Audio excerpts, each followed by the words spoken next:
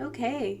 Welcome back to Biblio Sinensis. Hi, Hauntiers and Bibliophiles. This is episode 2 of... I don't know how many episodes we have, but we're just gonna keep going. Yeah. Basically until we run out of subjects. There you or we just run out of ourselves. Oh my goodness. That's a terrible idea. But hey, here we are.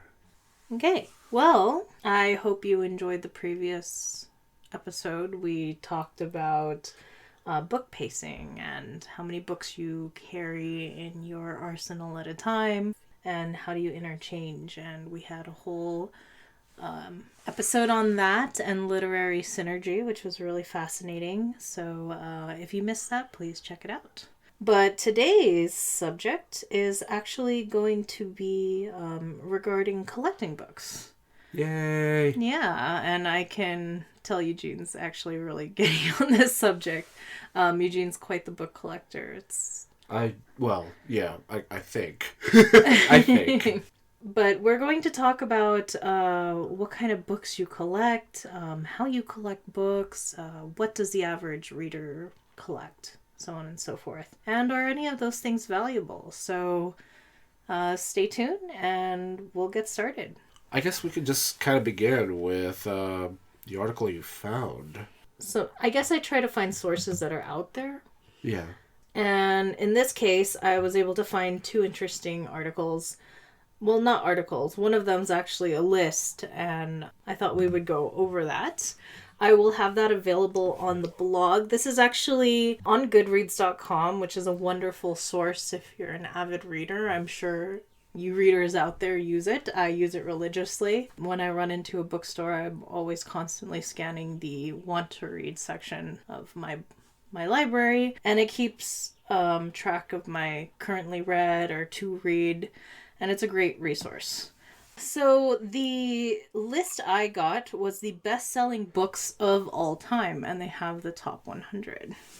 I was actually not too surprised of the first top 5, except for the last one, which I hadn't really heard much of, but that might just be a cultural thing. We have The Tale of Two Cities, believe it or not, as number 1 on the list with Charles Dickens. Really weird.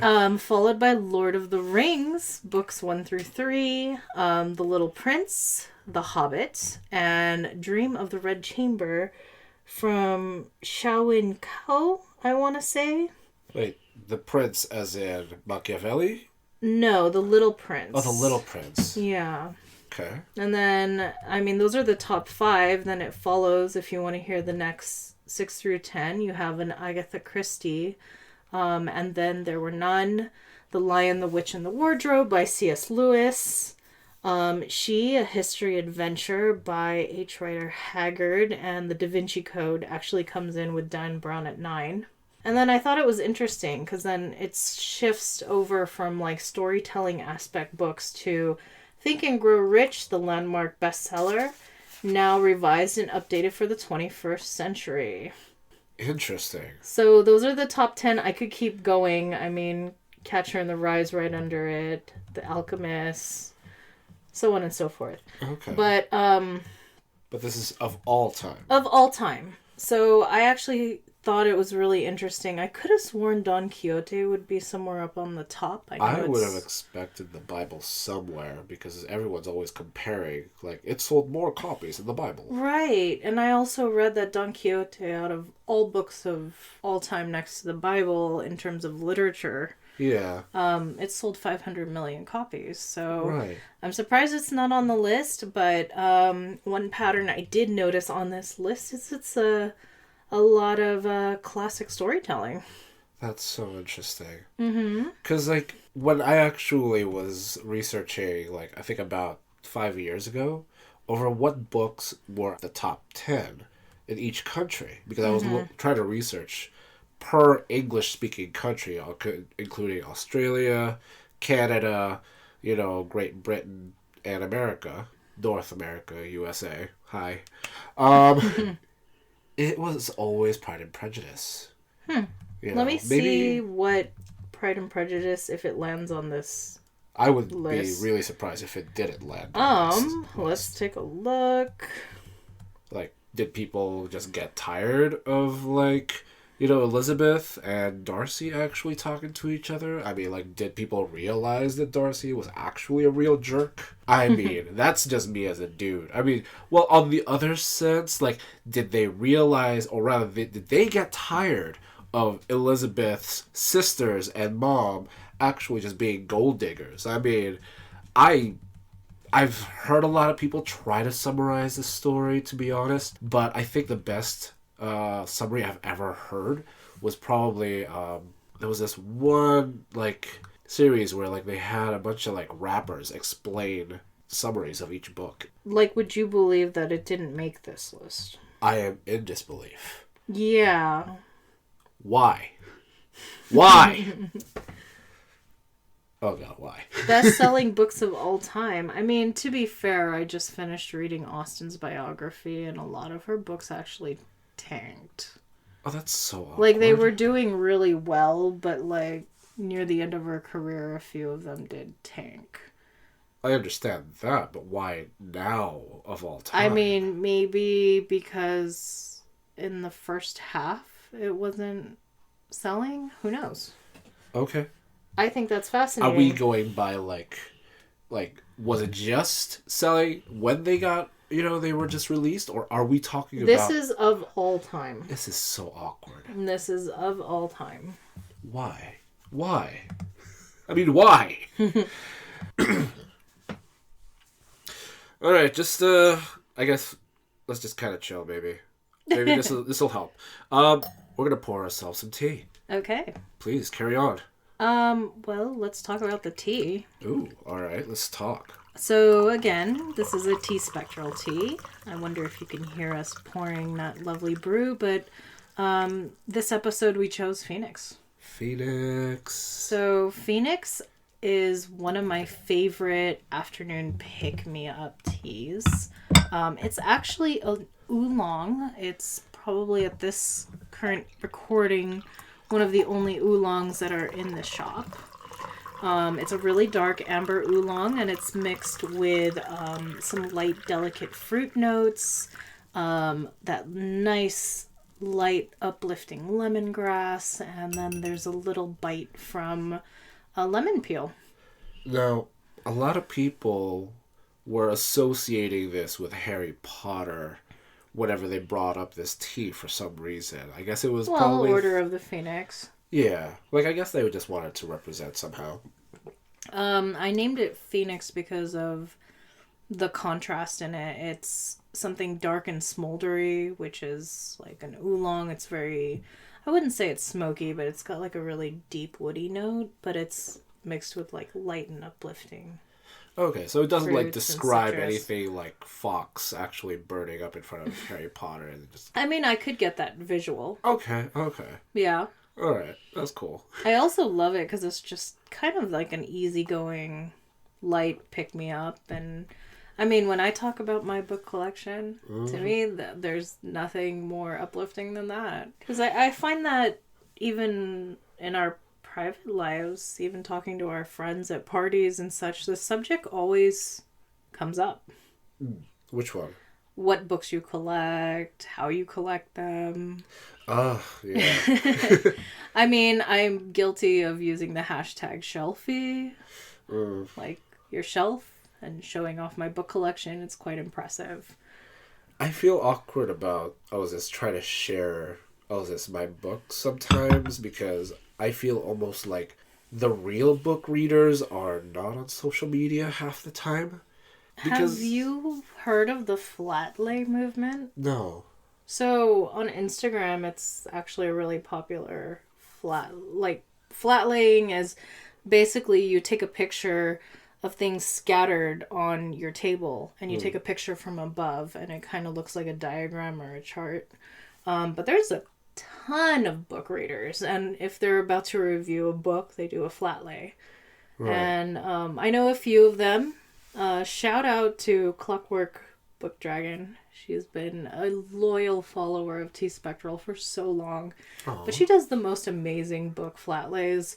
And she is like one of, if I know anyone, like one of the top supporters of indie novelists. Like she buys their books off of Amazon and does reviews and promotes them. And it's phenomenal. But they're there. I just think they're a very specific niche.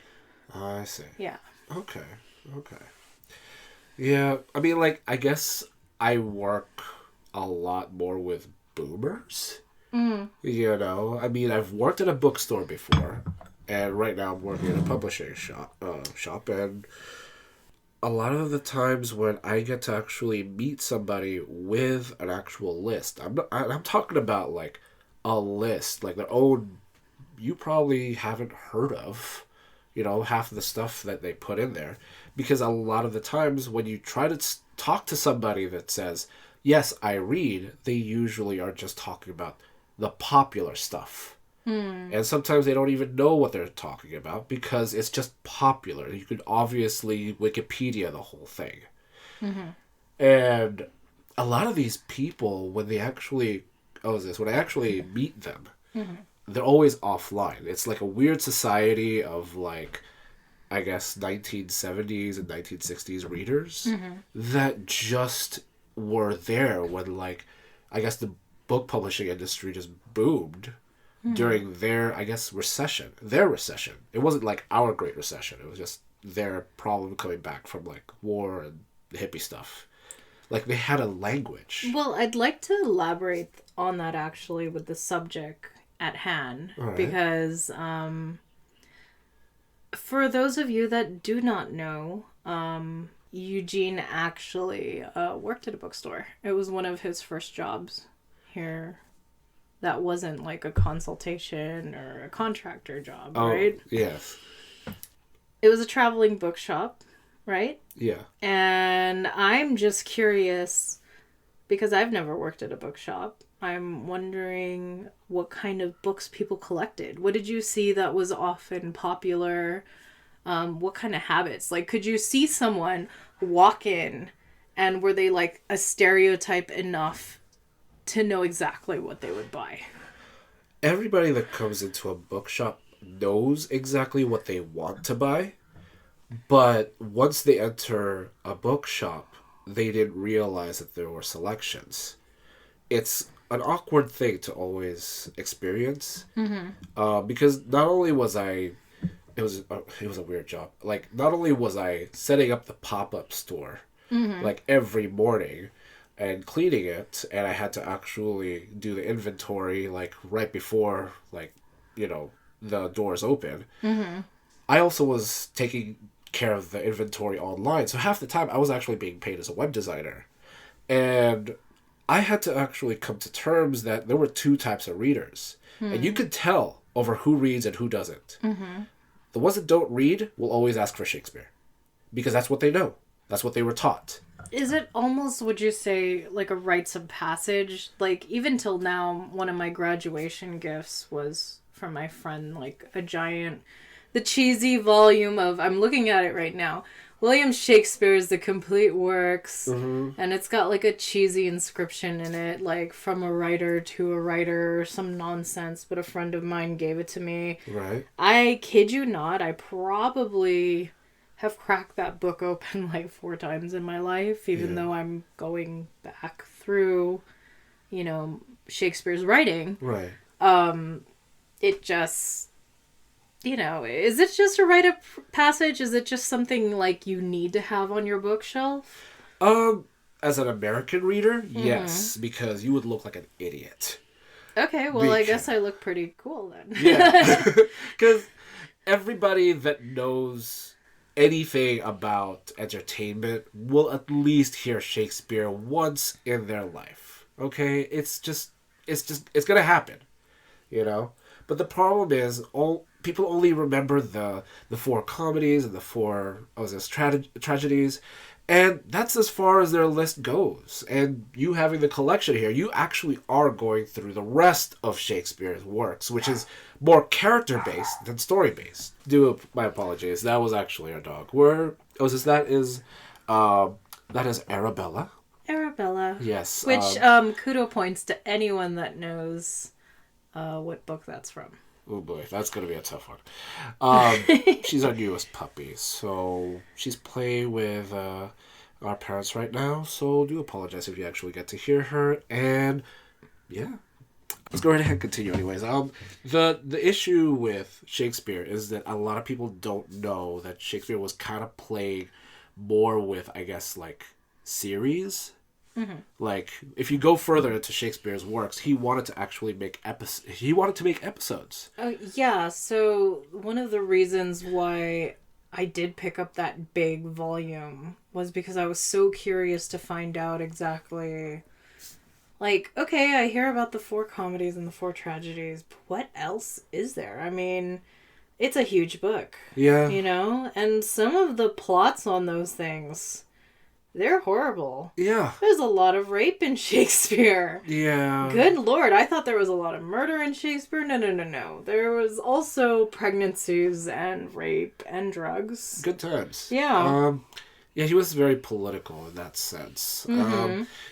Personally, I'm more of a Marlovian, Elizabethan reader, because I love his works. They sound exactly like Shakespeare, but, you know, if you know anything about the theory that Shakespeare didn't exist, there were 4 authors that actually were contending as the possible Shakespeare writer. There were, like, theories that one of them was a duke, the other one was, I guess, collaborating, or rather they were all collaborating. Who knows? Just, there were theories about Shakespeare. But nevertheless, let's go right ahead and get back to the issue of the other reader. Yeah. Which I felt like is the real gateway to knowing if the person is a real reader or if they're just buying it. So, you have a customer. Yes. They come in. Right. And how do you know the real reader? Is there, like, the avid reader?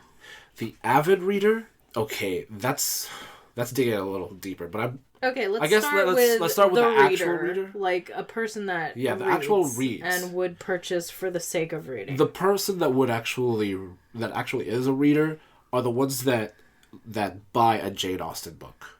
Is that why you brought up Jane Austen? I have to, because everybody that actually reads has a Jane Austen book. Personally, we talked about Regency writing versus Victorian writing last time. Last episode, right? Yeah, and I have met so many Regency collectors, and I know, like, there must have been more than Jane Austen that actually collected at the bookshop.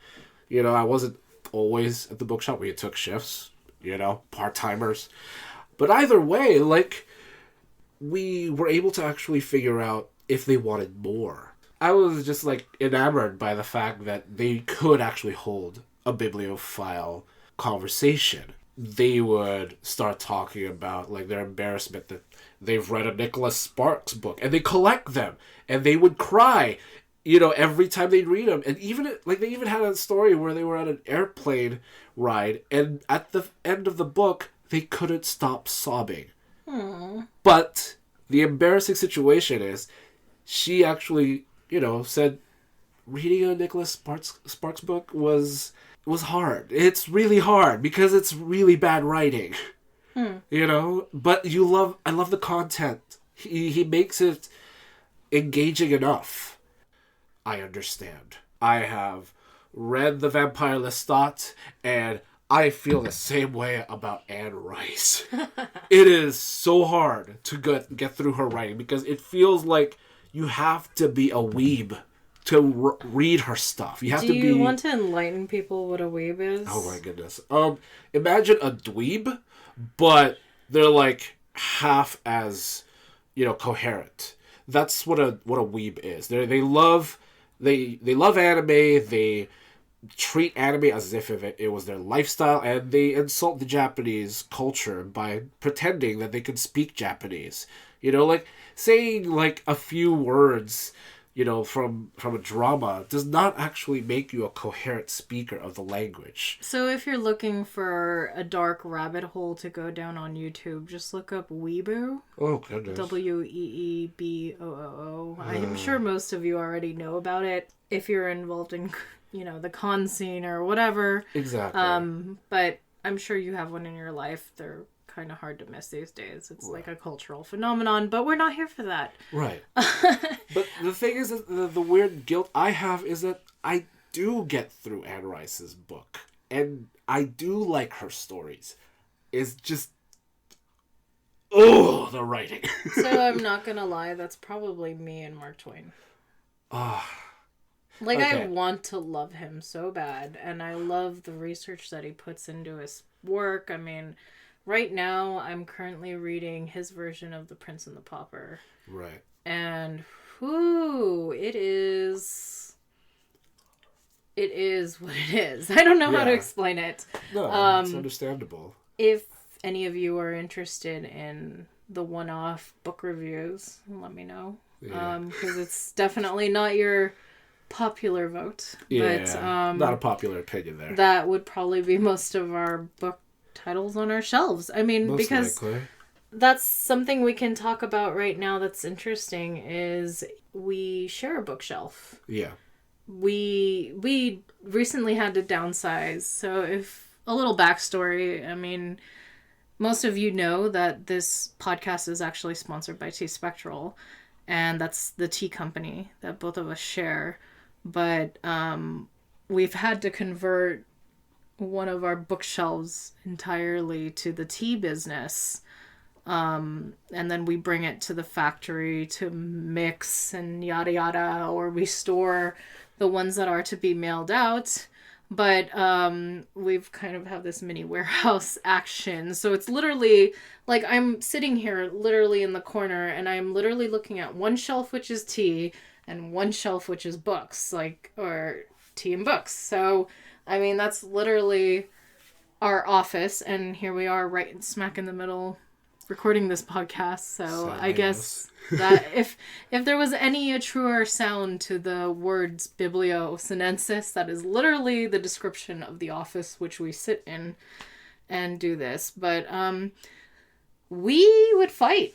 In fact, one of our most of our biggest fights when we first moved in with each other was the bookshelf, wasn't it? Yeah, it was 5 years ago. Yeah. We just got married. The closet was easy, Otis. Like clothes. Yeah, our clothes were fine. I think we had less problems with clothes. Yeah. If anything, it was the books that was heartbreaking. Like, her bookshelf was already full. My bookshelf was moving in. Mm-hmm. And we did not have enough space. I have this habit that I think is normal, but she actually gets really irritated that I, vertically and horizontally stack my books just to fit it in the shelf. Like, I don't care if it actually is pleasant to see. I will I will fit that book somewhere. I will squeeze it in. And I know to some book collectors, that's status. That is status. I'm not sure if I can actually convince Steph, but it is. You can't convince It's an actual status. We're already at 3-layer stack on each shelf. Yes. Like, in rows. And I had to actually donate half of my collection to the library. So did I. And I still have a third more in my suitcase. Oh, yes. We still have some in the suitcase, and I also have some stored in the closet. Yeah, I know. So... heartbreaking. It's rough. Another thing I had to end up doing, which I guess is an interesting subject, but I bought both of us e-readers as a gift for Christmas. And I started to take some classics that we had or some easy ones, and I made a huge download collection on each of our different e-readers.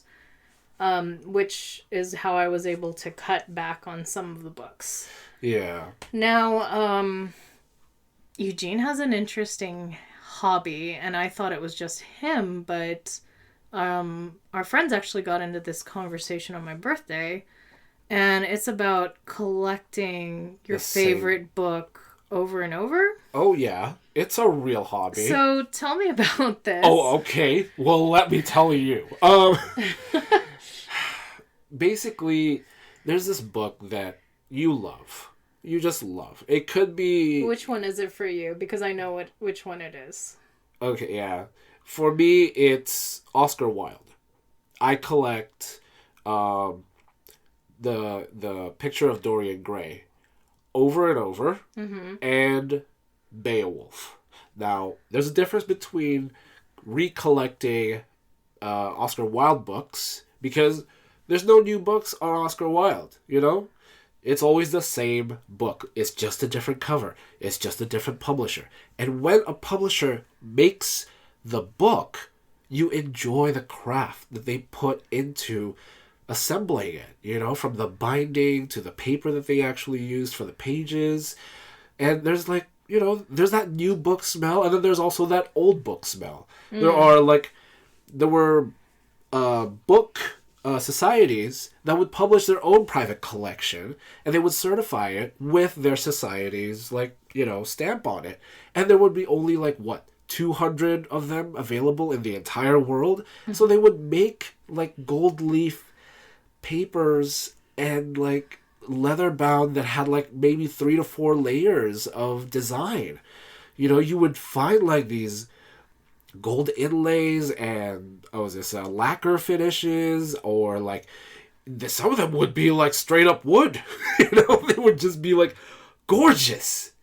And that's what I do. You know, that's what I like to do. That's your thing. But then there's the Beowulf collection, which I'm surprised that people were surprised by this. The first book of Beowulf that everyone's introduced to is usually the Christian version. The Christian version of Beowulf is, you know, usually comes in like this really, you know, small novelette book by Dover. And it's usually like a knight trying to fend off a dragon. Now, here's the thing. Like, that version was written by, you know, Christian authors and editors. And it would always go under the verse that it was always a Christian you know, story. Ha. I know. Ha. Now, there is this one other book that even I see in movies and like television shows when they actually show their collection, and that's always the Beowulf written by, or translated by, Seamus Heaney, which on the left side is in the original written language, and on the right side is written in English. Is that the one with the chainmail that you have? Yes. The black and white paperback with a chainmail on it. It's a hardcover with a dust jacket. Yes. Oh, okay. Okay. Yeah. Like, to me, that is a treasure. I mean, like, I get it, you could buy it at Barnes & Noble anytime. Anytime. But it is a beautiful book. You can follow the poetry in its syntax, in its rhyme, in its rhythm, and it's just fantastic. It gives you a really good understanding of the story itself. And then there's the last one, which was written by J.R.R. Tolkien. Like the commentary or both? Authored? Oh, okay. He translated the book. He had no intention of publishing it. You know, like, thank God we have his son, because he's publishing everything else. Like, if it weren't for his son, we wouldn't have the Silmarillion. If it weren't for his son, we wouldn't have his Beowulf book. This book has, you know, both his commentary and his version of the translation. And it is a beautiful blue book. I'd suggest you try to get it sometime, because it is just amazing to have. But the last version of Beowulf that I want to collect was written by Neil Gaiman himself.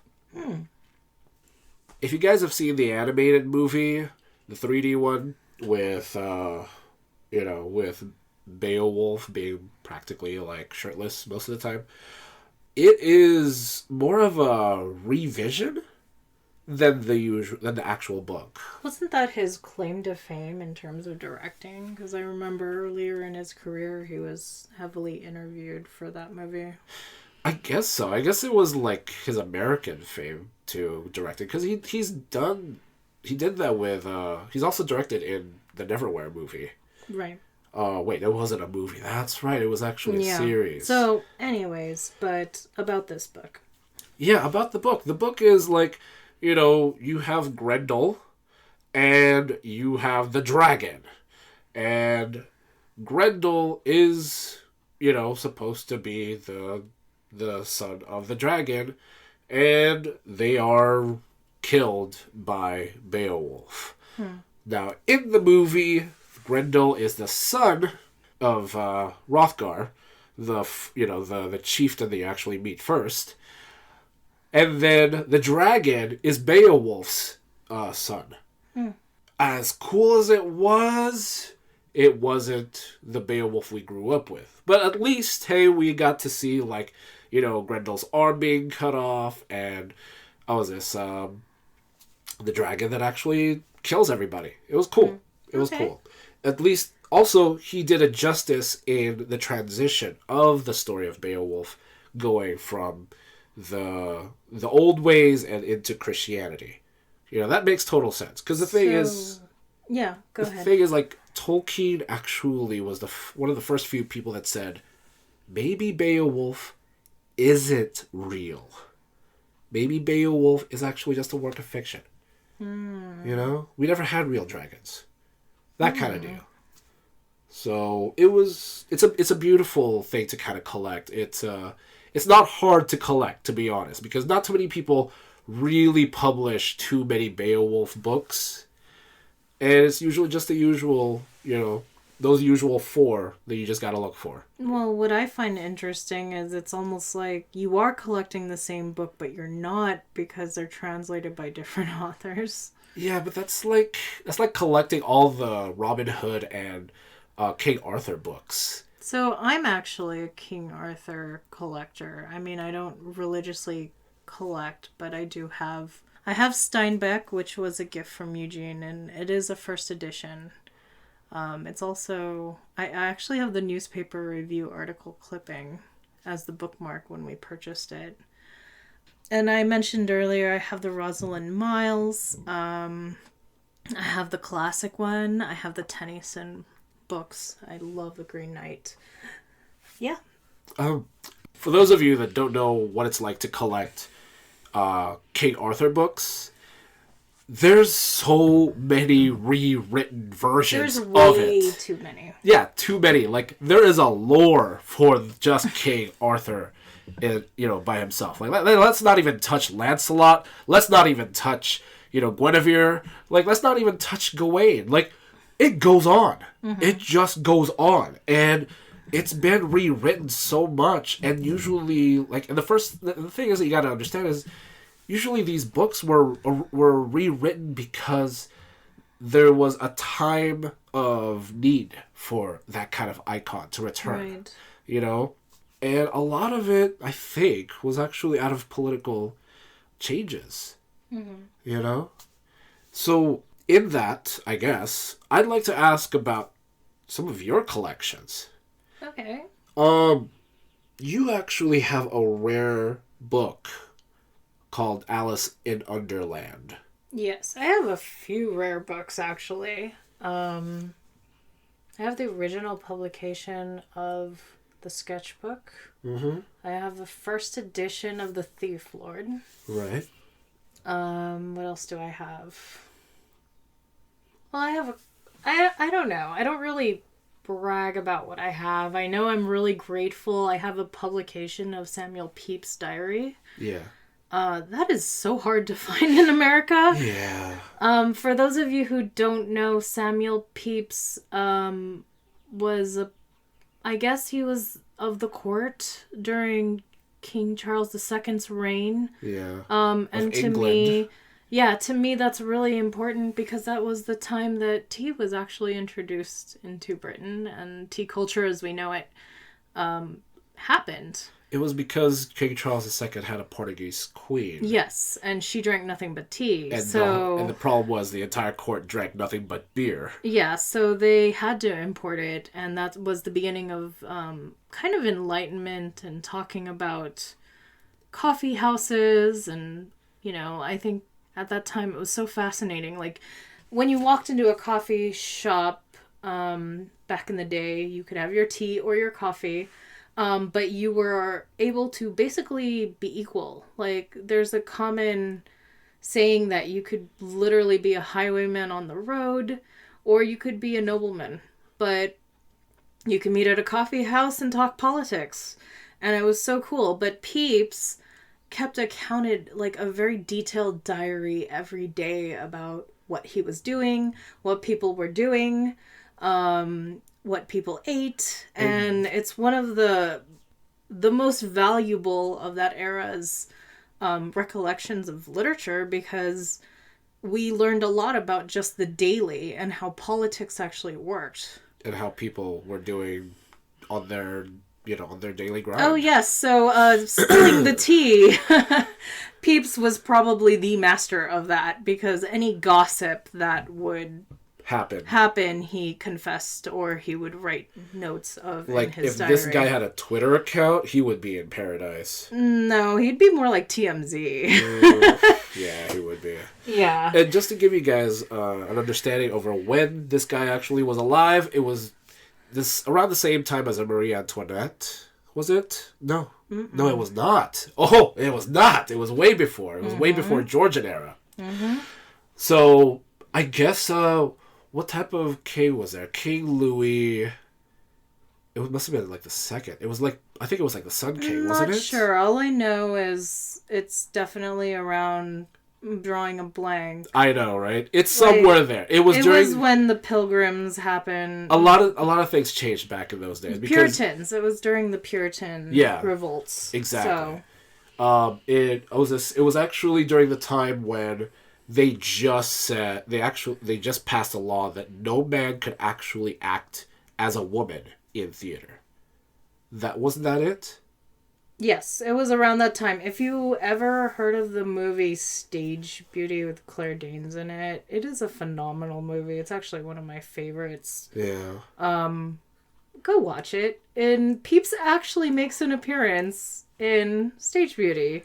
So, there you have it. Yeah. So, I have Pepys. I have the sketchbook, which is another collection of musings for a person's journey. I think it's a Washington Irving. You can pick it up right there. It's right behind you. I have like a vintage book stash. So, yes, it is a Washington Irving book. And it is the illustrated edition. And it looks like this was dedicated to Shiloh Olay on October 3rd, and it even says AD 1882. And I have that pen inscription right here in it. It's something that's just incredibly special for me. And I love it. Yeah, just to let you guys know, we do some treasure hunting. Yeah. Oh, my spine. I know. Book doctors are hard to find nowadays. I will definitely take a picture of this book and put it on the website for everyone to see. Yeah. I know one thing that kind of started my obsession in terms of books, and I'm sure you noticed it, is I collect a lot of children's books. And not your typical children's books. I collect a lot of, like, I look for children's books that kind of discuss rites of passage. That's something very personable for me. And a lot of my books are also very sentimental. I mean, one of my favorite books I actually have on the shelf is a really tattered version of The Crucible. And it was actually gifted to me in high school. Somebody got it at a used library books sale and gave it to me, and then we went and watched the school play together, and it was really, really something personal to me, because it was a gift book. So I have a lot of those. On the blog, we're actually going to be releasing a blog post on our top 5. So you get to see me and Eugene's top 5 at the moment on personal sentimental collections and the stories that happen with those books. But anyways. Don't visit my Goodreads account. It's so outdated.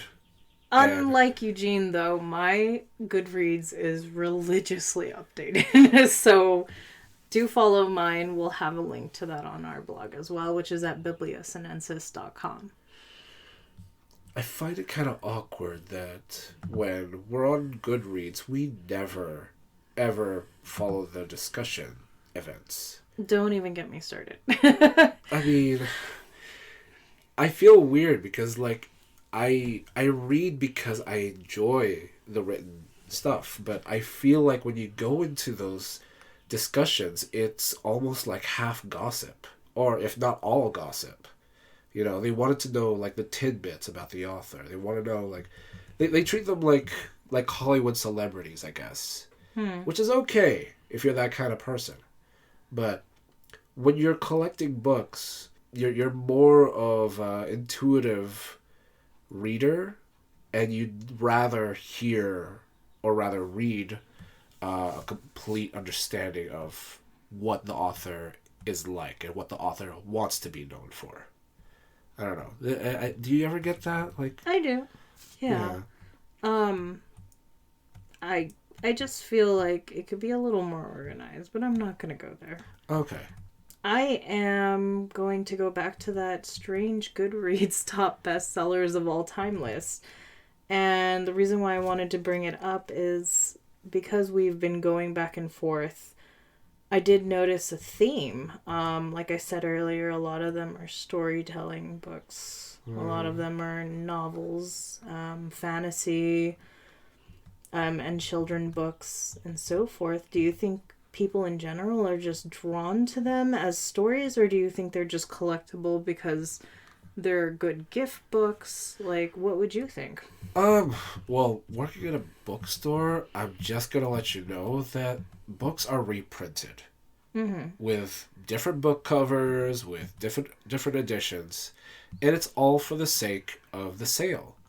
I mean, you usually just make one giant order for, like, that edition that you actually, you know, try to put in these bookstores, and it's usually just that collection. By the time that you get to the next edition, it might be the second, might be the third, you know, it might be the 10th or the 200th. It doesn't matter. Just, they will actually come with this one thing that people don't realize is kind of important at their publication. And that's usually the acknowledgement and foreword. You know, you get people that are like famous authors to kind of say, yes, I enjoyed this book, and this is my take on it. You know, here's an essay, blah, blah, blah. You know, like, they always add something, like a little bit of here, a little bit there, a new illustration, or some sort of form that makes it more precious than the last one. And people actually, they need that. You know, they want to actually have it be republished because it's how you actually keep that book alive. So I'm not gonna lie, in that tune, I specifically bought a copy of Treasure Island, just for the foreword. It was a foreword written by, I can never say his name, Eon Colfer. Okay. He's the author of Artemis Fowl. They're about to make a movie. The previews have already been out. So. Yes, and they look amazing. But he's such an advocate for, like, adventure stories and young adult, that sort of thing. And I specifically got, like, I like Treasure Island. Right. But it was just extra special to have it from them because I felt like it was two generations melding together, and I loved it so much. So I still have that copy, even though it's just a paperback. Yeah. Yeah. Oh, that's perfect. That's why you also found the 13th Tale, wasn't it? Oh, goodness. 13th Tale is phenomenal, but no, I found that at a bargain book. Oh, which book was it that you actually found through a review? I found, which, this is a hint going out to our earlier question, I found it because Neil Gaiman actually wrote a review for Jonathan Strange and Mr. Norrell. Ah. And I was just absolutely intrigued. it's so well written. I don't know. I don't want to go into too much detail about it, but if you're looking for a book that will seriously keep you entertained for years, and I literally mean years, go get this book. It is a fantasy novel set during the Regency era, and it is during the Napoleonic War. And they actually find out that magic is still alive in England. And there's a prophecy from this infamous fairy king called the Raven King that needs to be fulfilled. And they hire two magicians that are still learning to be magicians, and even what the theory of magic or how magic works in general, because it's revived back in England. And they put them in the war. So it's everything you can imagine. It's fantasy, it's magic, it's and it's history. And all of it is written in a narrative, but also textbook formats. And the thing is, the story is parallel to history. It is parallel to history. It is so fascinating how they did it. It was so intelligent and well written. It's written by Suzanne Clark. I can't recommend enough the series on Netflix. I'm guilty of watching it twice, maybe 3 times in a row. It's such a good show. Spoken like a true fan. Yes, I am a diehard fan of this book series. I need to get onto The Ladies of Grace Adieu, which is the accompanying book. Believe it or not, it's a side story to this universe. But yes, it is phenomenal. Okay. I guess I should move on to our second and our last article. And I thought this would be a fun thing to talk about because you're a collector, I'm a collector. This goes into the world, roughly, of rare book collecting, which you're slightly familiar with. I'm a little familiar with just because I'm an art history, prior art history major. And book collecting has a lot to do with the culture. So I found this article on Forbes. It was written March of last year, 2019. And the author is David Seidman. He is normally a financial writer. But he wrote, "Are your used books worth anything?" The article actually starts with him talking about going to heritage auctions where a Scott Fitzgerald's Great Gatsby from 1925 that was signed and inscribed as the first edition sold for $162,500 in a rare book sale. So, if that doesn't tell you the value, I don't know what does, but it's one of those most sought out. Anyways, this article goes into telling us some tips on finding pricey books. And I wanted to go over it because it tells you first the no demands and then what is in high demand. So are you ready? Ready. And let's see how our collection ends up. Or maybe those of you that are listening at home, maybe think about what collections, like what's in your collection that might add up. Who knows? Okay, let's start with the no demand. Oh, this is going to kill you. Okay. The first thing they mention is beware of book club editions. Well, that's understandable. They're often mistaken for first editions. They're not. And they are the equivalent of rookie sports cards in terms of collection value. So do you have any Reader Digest or book club type books? I know I actually got you one. Yeah, it's the poems of John Keats, one of my favorite. And why did you get it? Not only does it have a leather bounding with a gold inlay on the book cover, it has a lithograph of this page, like for both the front and back binding. Mm-hmm. It has cotton pages with gold just leaflets on the on the corners, and it has old illustrations with a certification, along with subscription to the club itself. I love when you pick this book up. FYI, for any of you haunters out there, these are the books I actually take pictures on the with the T on them because they're so aesthetically pleasing. And I use them for the photo shoots, but definitely this one's one of them. And if you open the inlay, it has this gorgeous like silk satin like inbounding to it. And it's like this beautiful dusty pink. So. And for those that kind of want to find these beautiful collections, they're usually found in used bookstores. Like, I get it, some people actually like snob these stores off because ew, these books have been written on, or ew, they're just dusty and all that. But you don't realize what they collect in the used bookstores. They're not just like a junkyard for, forgotten books. They are actual books that mean something to collectors.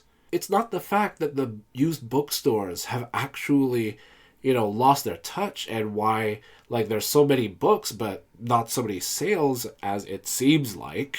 Okay, because there are a lot of sales happening. It's just the generation that used to value these books are just dying off. And what are we going to do? We're going to go right ahead and say, a Louis L'Amour collection is just going to sit there for ages. Why, you don't like cowboys? Have you guys actually read these cowboy novels? They're actual good romance for dudes. Dudes. For dudes.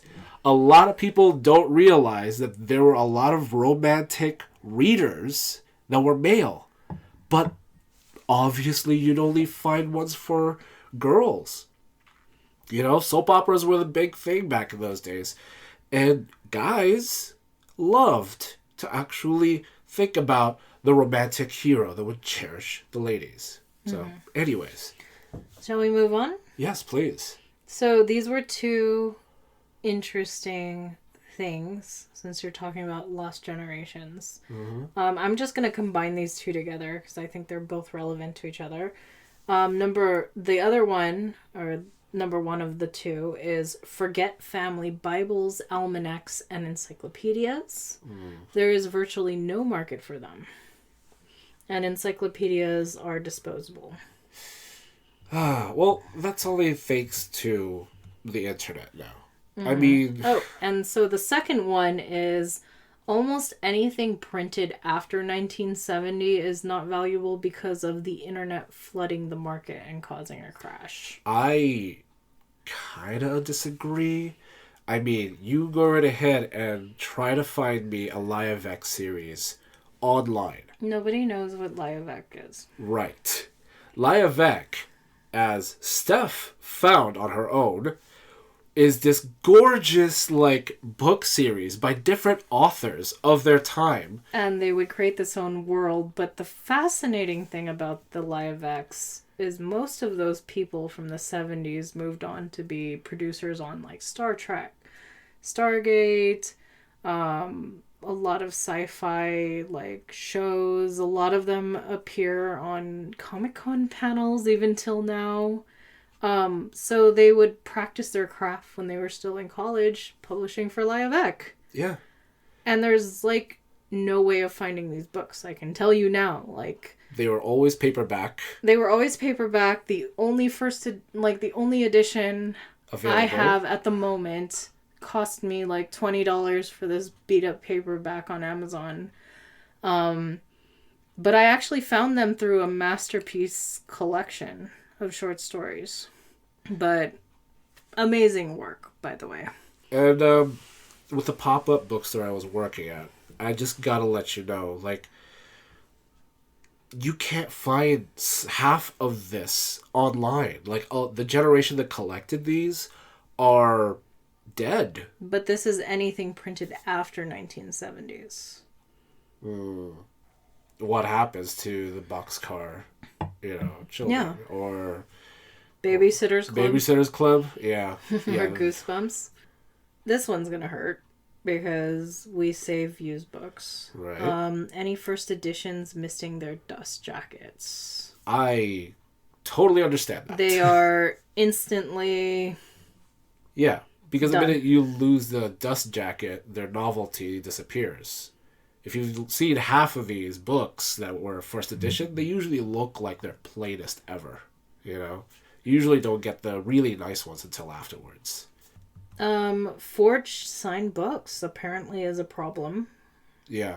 Ooh, that happens a lot with scripts.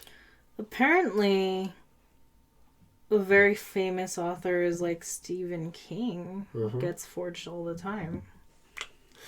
Yeah. So you need to have the article with you or the pamphlet. So I know we always bring this up, but for Eugene's birthday one year, we did go to a Neil Gaiman talk, and I do have a few autographed books from him from the event, and I keep the programs within the book so that they keep their value. Thank you for that. Yeah. But there you go. Yeah. Let's see. Covers highlighting prizes. So anything saying like bestseller or Pulitzer Prize, anything like that They're of is no value. not of no value. Well, I guess that makes sense. I think that would show that it's like a second edition. Oh, wouldn't it? Because you would have to have it published first and then get the award and then put that sort of stuff on the cover. Yeah. So there's something. Yeah, there's something. Let's see. All right. Well, that's everything not in demand. Are you ready for in demand? Ready. All right. Is inscribed first editions by famous authors. Inscribed. Mm-hmm. Like, they wrote, like, something on it? Yes. Okay. Which is interesting because one of them is a John Steinbeck. Oh. And I think I do have a John You do. Steinbeck, so I'll have to look into that. Apparently this says it's worth between 1,000 to 1,005. Okay. So Word of advice. Always check A books. Because their price fluctuate like the stock market. Like, I did not know Louis L'Amour was actually still in demand. And, his full collection, as beautiful as they were in hardcover, leather bound, was only still worth like $80. That was heartbreaking, but there was still an offer on the table. Now you go right ahead and find like we found like I think a 1700s book, but because nobody knew what that title was, nobody wanted to collect it, so the value just kind of went down. No demand. Like, it made sense if it had some demand to actually keep a price on it, but without a demand, it was locked in our vault. interesting. So another thing he mentions is inscriptions with content will raise value. So anything where the author signs it and mentions like a charity that it was about or a memo will instantly raise the value.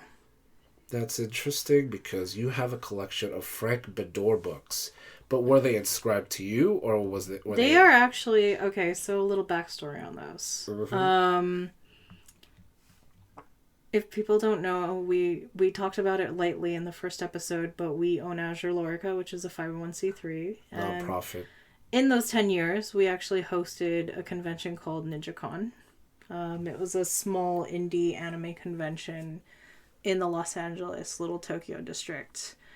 But one guest that I wanted forever was Frank Bedore, who's the author of The Looking Glass Wars.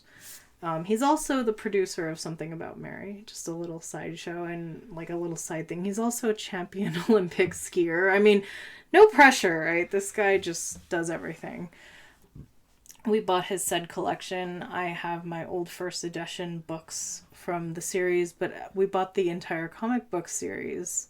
Some of them are signed to Azure Lorica, some of them are signed to me. Lovely. But they are from NinjaCon. So I guess that would be valuable. We'll see. We'll see. But interesting. Okay. What's another one? Historic atlases. Ooh. That I would actually collect, because maps are beautiful, and I mean, if anything, I know we're down to actually starting back on our collection sometime to do fantasy worlds. Yes, and we wanted to collect maps. I have the Harry Potter map. Yeah. But I really want a Neverland map. I know Neil Gaiman had one for Neverwhere. If anyone knows a good Neverland map, please hit me up. Really. Alright. And then I also wanted, the 500 Acre Wood, Winnie the Pooh, Narnia I know has a thing. I know Aragon has a really impressive one, but we'll see. Yeah. Yeah. Any cartographers out there? Anybody? Help us out. Books with backstories. It says. Okay, so they have celebrity status. It says particularly 18th century, 19th centuries owned by slaves or women carrying a premium. Anything like it belonged to a previous something. Ooh, like the confession books that were written by prisoners, with their skin actually. Bound to the cover. Let's not go into detail on that. Oh, but yes. So awesome. Anyways. Yeah, we'll go into that a different episode. Let us know if you want. It's a very gruesome process. But yeah. Anyways, books on domestic themes. Come again? Books on domestic themes. I would have never guessed. Yeah, what? It says look for books on cooking, cocktail recipes, household servants, and decorating homes and manners. Okay, you want to know something about those books? Yeah. They never sell.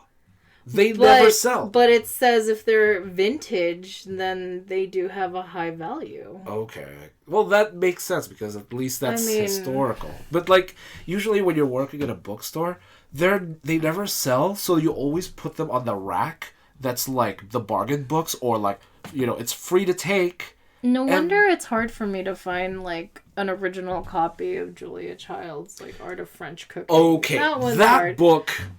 Okay, but I'm thinking that that's what he's talking about. Okay, that makes sense. Because I remember selling that book, and I actually got caught in a bidding war between two customers. A bidding war. We had 2 copies, and they still went on a bidding war. The first one was the Julia Child, the cooking book that she wrote with the 2 girls, the 2 ladies. Yes. And then the other book was the one that she wrote by herself. Right. Volume 2. Yeah. So both of those were combined together were just a treasure to people. So and the thing was, it was 2 guys. And I don't know. Oh, they were bidding right in front of me. That's cool. And I was like, what do I do? I had to call my boss. And he's like, keep going, I'll be there. Whoa. Interesting. Yeah.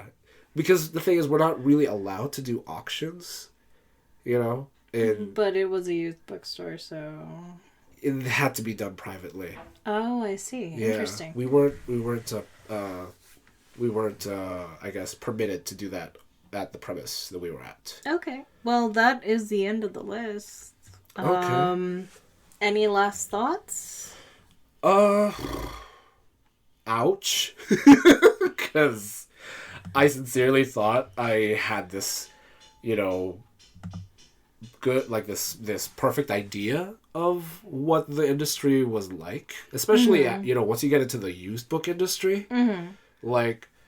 You don't know how much people actually treasure hunt. I did not know arithmetic books were coveted. That when you actually met like a scholar, like a real college student that had like a fervor for what he is studying for, mostly they were mathematicians, they will like pay you handsomely if you could find that particular book. You know, they want that in their collection. And that was like the strangest introduction I had to the whole industry, because it's a giant like black market. And I guess that in itself is valuable, because this is why I said in the last episode, being a reader is more valuable than being a writer. Because as a reader, you are able to figure out what cost should a book be according to its demand, and who you are actually bidding against. Because it's a small community, believe it or not. But it's a very strong community. I think out of all this, my conclusion is buy what makes you happy. That's a good one too. Yeah. I mean, I can't tell you enough how many times I go into these used bookstores, especially like the collector bookstores, and a lot of them are collections of just people who passed away. And I mean, let's just be real here. Let's be down to earth. Nobody's gonna want your book collection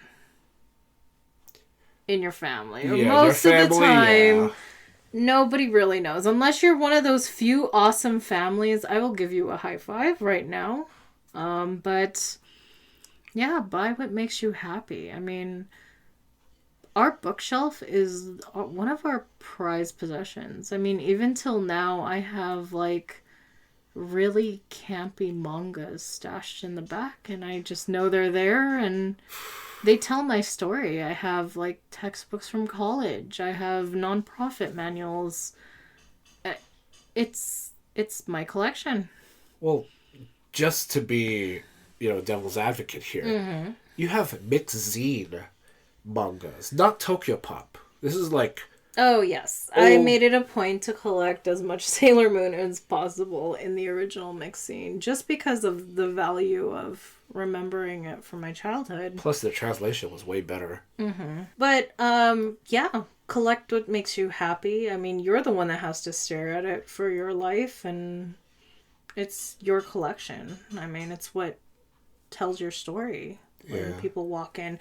I mean, how personal is a library? Like a personal library. It's super personal. Like I don't care how many you see on Instagram or Pinterest. Like they all have completely different stories, and they are all different.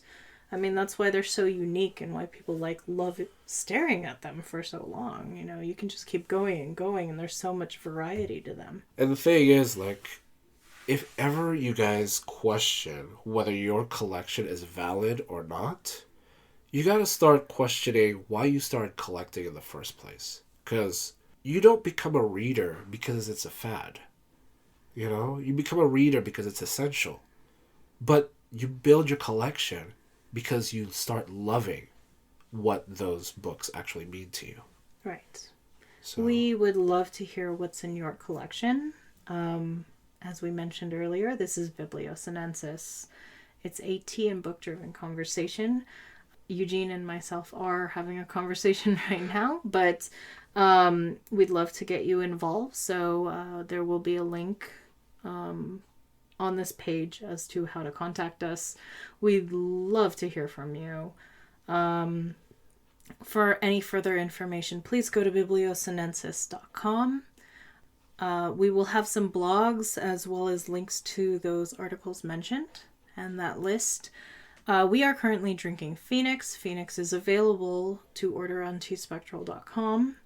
And we are also working on a charity drive. Did you want to bring that up? We brought it up in the first episode. We're trying to raise $5,000 to help the Elevation Society reduce the count of suicide. Yes. It's been stagnant for since 2017, but we'd like to keep it that way. Yes. So, Azure Lorica as we mentioned before, we believe in connecting communities with their respective craftsmen and creators. And one way we do that is we give people a safe space to do that. So we're all about anti-bullying and social issues, particularly in, like, at this point, suicide prevention. Yeah. Elevation Society has spoken at the Fan Film Awards at one point, and they did such a great job. It's so personal. It's actually led by a young lady that founded it because her best friend died of suicide, and she noticed the signs were there but didn't know how to discuss it. So it is her mission to go out and create conversation and equip people with friends and family that may have suicidal tendencies and how to deal with that and how to address it in a non-threatening, loving way. So we are in the works of raising money for that. Please check bibliosinensis.com for further details. Until then, we hope to hear from you soon. May your pages be long and indulging, and may your tea stay steeped and cozy. Cheers. Cheers.